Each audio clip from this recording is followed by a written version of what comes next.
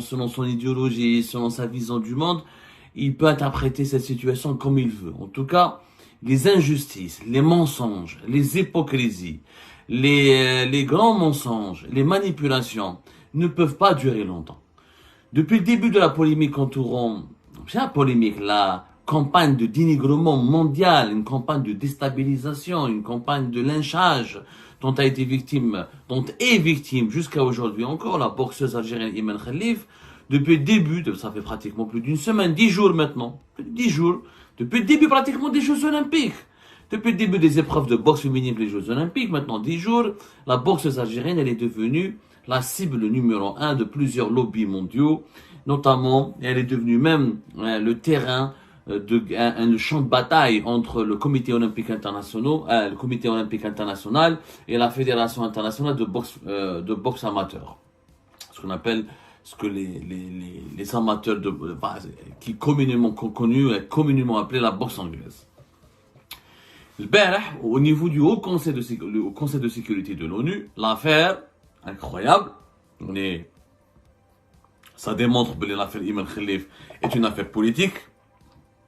Elle a des proportions politiques, il y a des agendas politiques, il y a des dessous politiques derrière cette affaire, il y a des objectifs politiques inavoués derrière cette affaire. C'est le Conseil de sécurité de l'ONU qui a abordé le cas de Iman Khalif. Vous vous rendez compte, c'est la première fois dans l'histoire que nous voyons un cas d'un sportif, d'un athlète, d'une simple athlète qui est abordé, évoqué, ou là, dans le dossier atterri sur le bureau du Conseil de sécurité de l'ONU. Sauf que cette fois-ci, le régime algérien, pardonnez-moi, il est dans la merde. Il est dans une grosse merde. Excusez-moi pour le terme. La gêne, vous ne pouvez pas savoir la gêne, le malaise profond du régime algérien. Depuis le début, on nous a dit que c'était à cause du Maroc.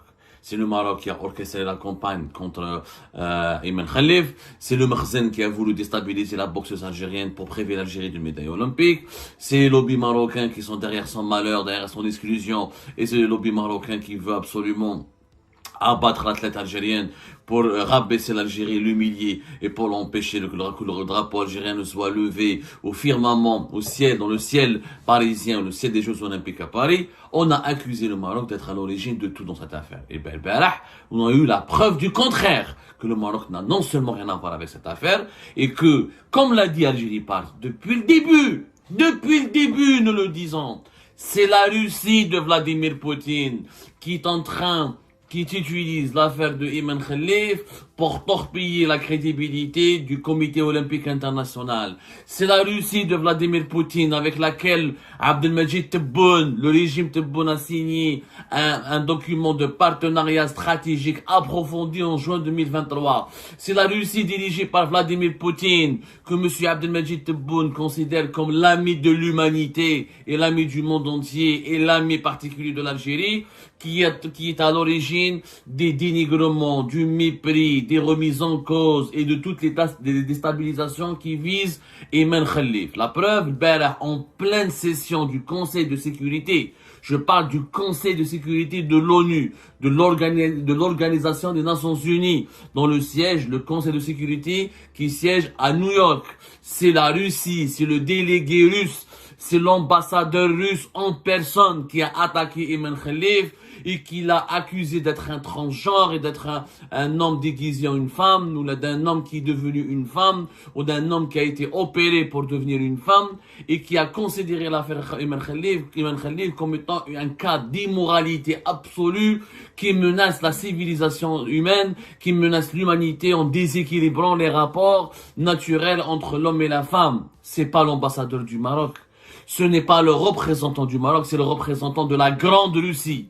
Cet ami du régime algérien, ce pays qui fournit 90% des armes de l'armée algérienne, ce pays dans lequel Abdelmajid Tebboune a effectué une grande visite d'État en juin 2023.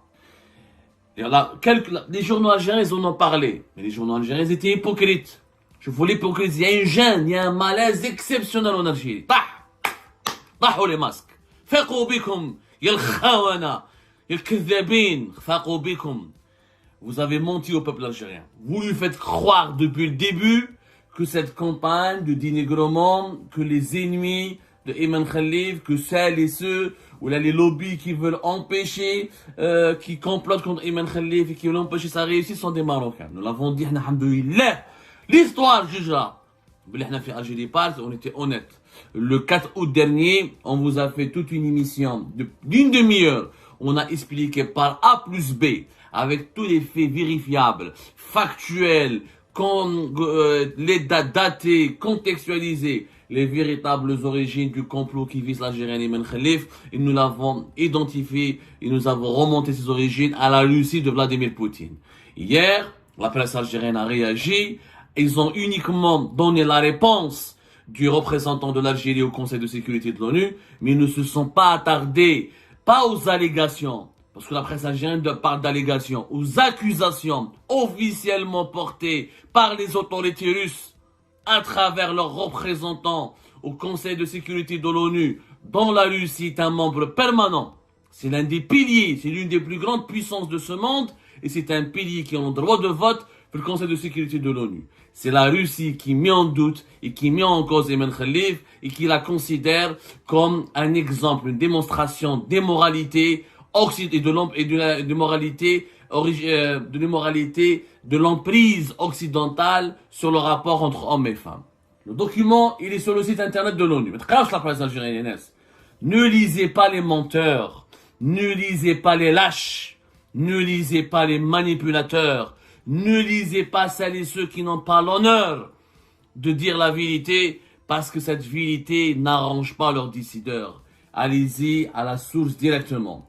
Le communiqué de presse de l'ONU, à travers la couverture des séances du Conseil de sécurité de l'ONU, il est sur le site internet de l'ONU.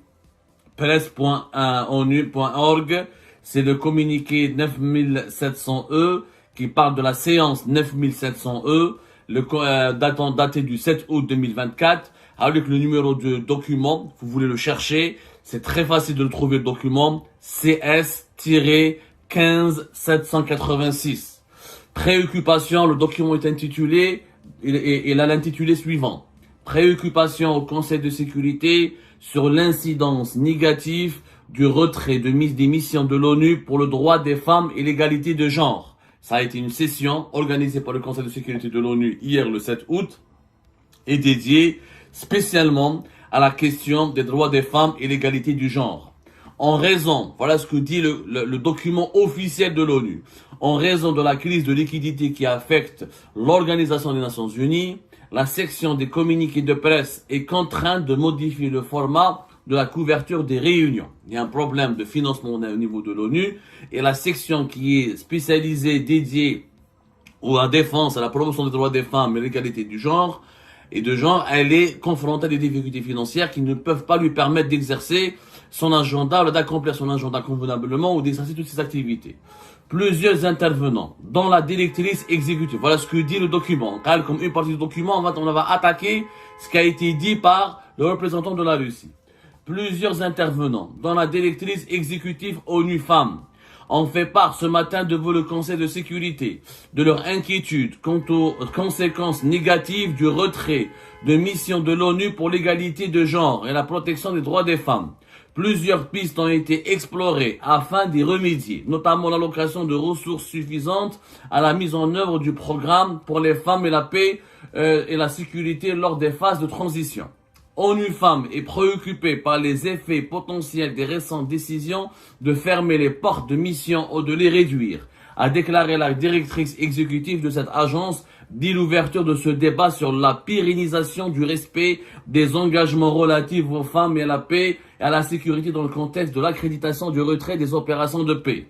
La directrice, la responsable de l'organisme ONU Femmes, qui est l'organisme des Nations Unies en charge de la question des droits des femmes et de la protection des femmes, etc., c'est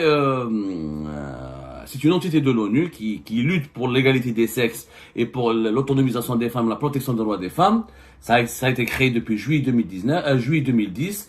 La responsable de cet organisme est une Jordanienne, Madame Sima Sami Bahous. C'est elle qui a demandé une réunion au niveau du Conseil de sécurité pour traiter les problèmes financiers auxquels son organisme, auxquels les missions de l'ONU consacrées pour la protection des femmes et l'égalité de genre auxquels sont confrontés pour pouvoir trouver des financements afin de ne pas bloquer ou paralyser les activités de l'ONU en ce qui concerne la protection des droits des femmes et l'égalité de genre. Madame Sima Sami Bahous, donc c'est une Jordanienne, elle est extrêmement connue dans le monde des droits des femmes, etc., puisque c'est elle qui a été représentante de la Jordanie au niveau la monarchie jordanienne, etc., le couple royal jordanien.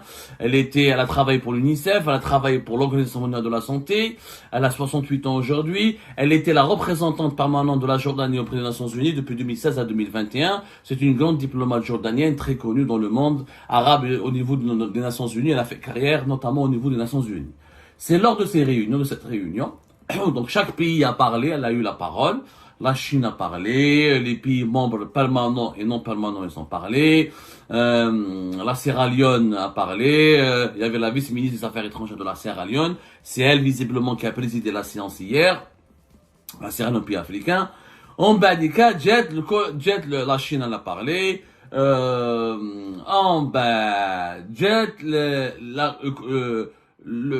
la parole a été donnée aux représentants de la Russie. La Russie, elle a commencé ça. Regardez bien, là, il y avait Malte qui a parlé. Après Malte, la Chine. Juste après la Chine, il y avait le représentant de la Russie au Conseil de sécurité de l'ONU qui s'est exprimé sur le problème de l'égalité des femmes et de l'égalité des genres et de la protection des droits des femmes et de tout ce qui concerne donc comment on appelle ça, tout ce qui concerne la protection des droits des femmes. Voilà. Wushikol, la Russie, le délégué de la Russie. La Russie a plaidé pour la levée des sanctions unilatérales qui affectent le bien-être des femmes.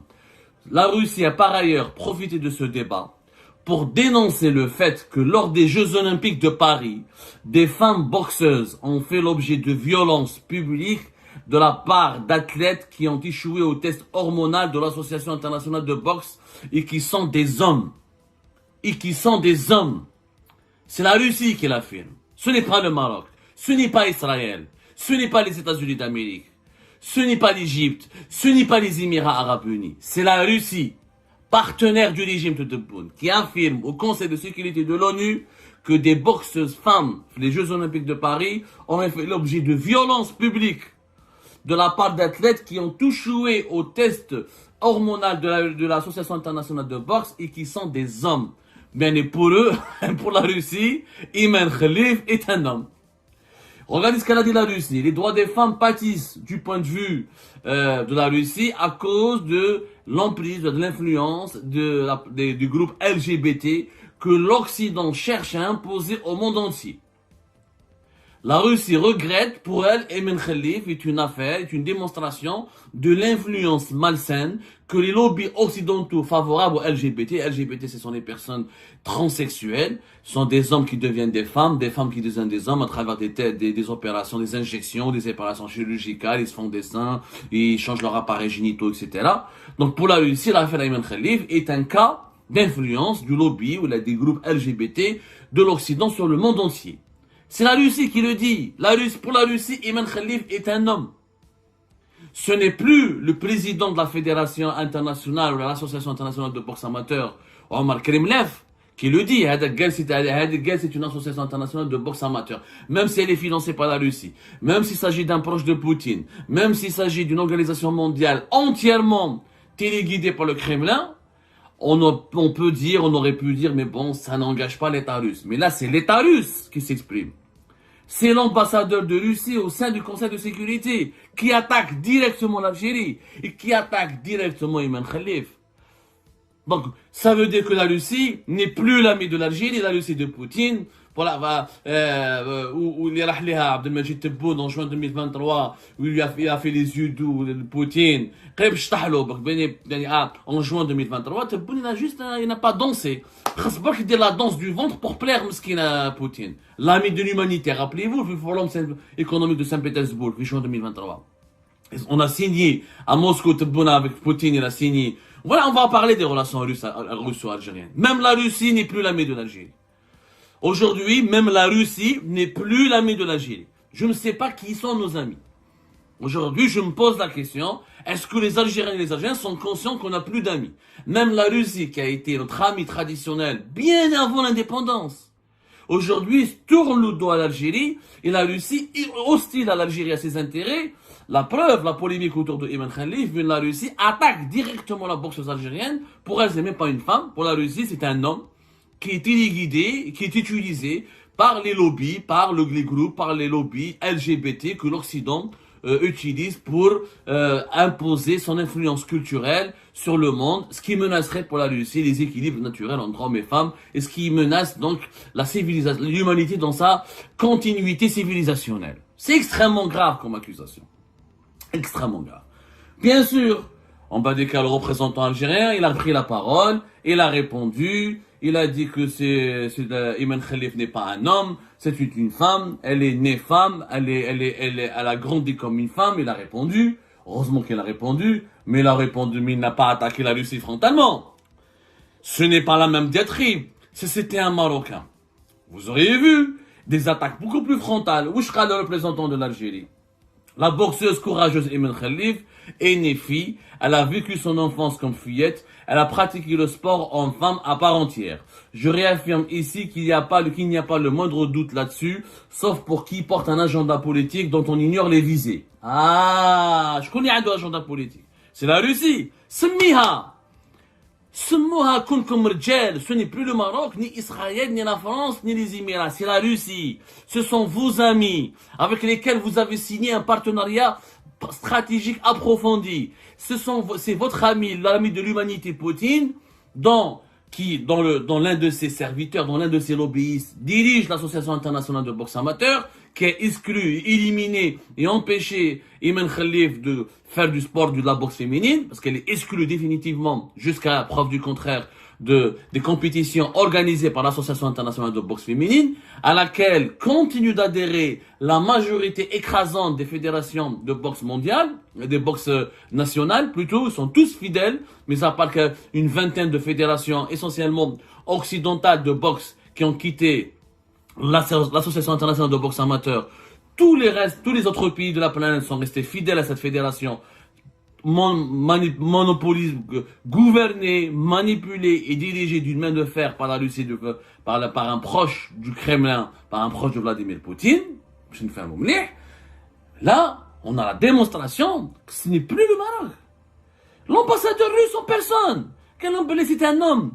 L'homme d'Ayman Khalif est un homme qui frappe les femmes et qui violente les femmes lors des Jeux Olympiques de Paris avec la bénédiction du Comité Olympique International. C'est quand même grave. Le représentant algérien a parlé ensuite de courageuses boxeuses, descendantes des femmes libres de mon pays. Ça c'est de la littérature, allez. Ça c'est de la littérature. Pour moins que ça, on a rappelé notre ambassadeur depuis des pays comme la France et l'Espagne, etc. Pour moins que ça, on a rompu, ou là on a attaqué des pays. Pourquoi l'Algérie ne convoque pas l'ambassadeur russe? Pourquoi l'Algérie ne rappelle pas son ambassadeur depuis à Moscou pour protester contre les propos extrêmement calomnieux? Là, au Conseil de sécurité de l'ONU. On ne parle pas d'une organisation sportive, d'une organisation pour société civile, on ne parle pas d'un forum économique. On a le Conseil de sécurité de l'ONU. C'est l'instance suprême du droit international. C'est l'instance suprême de la loi, de l'organisation, de l'ordre mondial, de l'ordre politique international. Ambassadeur de Russie qui dit que c'est un homme. Je répète la phrase. Des femmes boxeuses ont fait l'objet de violences publiques de la part d'athlètes qui ont échoué au test hormonal de l'Association internationale de boxe et qui sont des hommes. Ayman Khalif est un homme. C'est la Russie qui le dit au Conseil de sécurité de l'ONU. Où est la réaction du ministère des Affaires étrangères algérien? Où est la réaction de la présidente de la République? Où sont les communiqués, les attaques, les contenus médiatiques subversifs, violents, que nous retrouvons régulièrement de la part du régime algérien contre la France, contre le Maroc, ou contre Israël, ou contre d'autres pays? Pourquoi, face à la Russie de Poutine, personne ne lève le petit doigt, à l'exception d'une réaction littéraire, poétique et lyrique de la part d'un diplomate algérien à New York?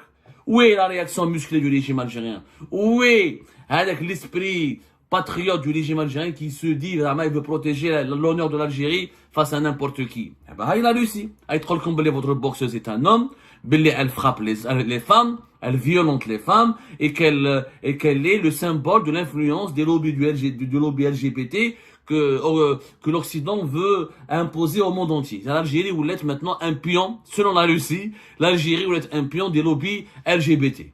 Extrêmement grave cette affaire, ce qui vient de se passer.